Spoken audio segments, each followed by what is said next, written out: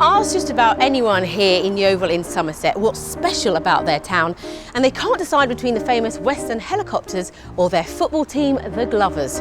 However, go back a few years and there is no contest. Making gloves was big business in Yeovil for 700 years. In Victorian times, it became world capital, producing more than 3 million pairs in 1 year.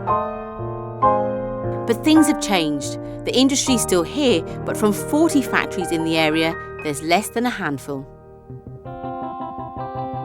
Some beautiful work from down the centuries is all in storage, and wonderfully, I've been told to wear gloves to sneak a look. There used to be exhibits in the local museum, but now the museum's closed, so they're stashed away in box after box in the Heritage Centre vaults, unlabelled and undated. So, who bought them? What date are they? And what a tragedy, no one seems to know. One expert is trying to catalogue the whole collection. Firstly, just explain how much gloves were a fashion accessory back in the day. Well, it is known that in the 19th century, a gentleman in society would expect to wear at least 6 pairs of gloves a day. That's a lot.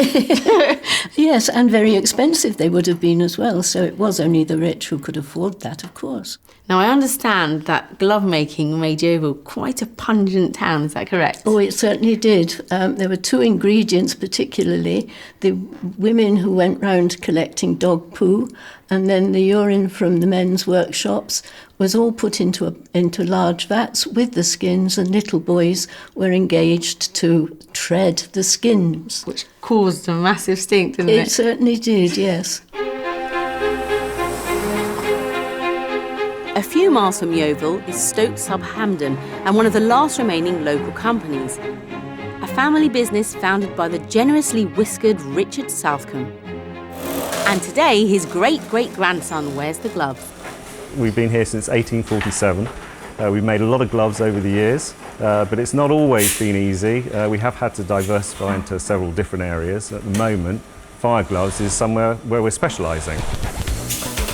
They are flame-proof gloves used by our emergency services and sold all over the world. But the hope is that they can bring designer gloves back into production. 50 years ago, there were hundreds of skilled glove makers working all around Yeovil. But now Nick is one of only 2 people still working here who can make gloves in the traditional way. So they rely on manufacture in India.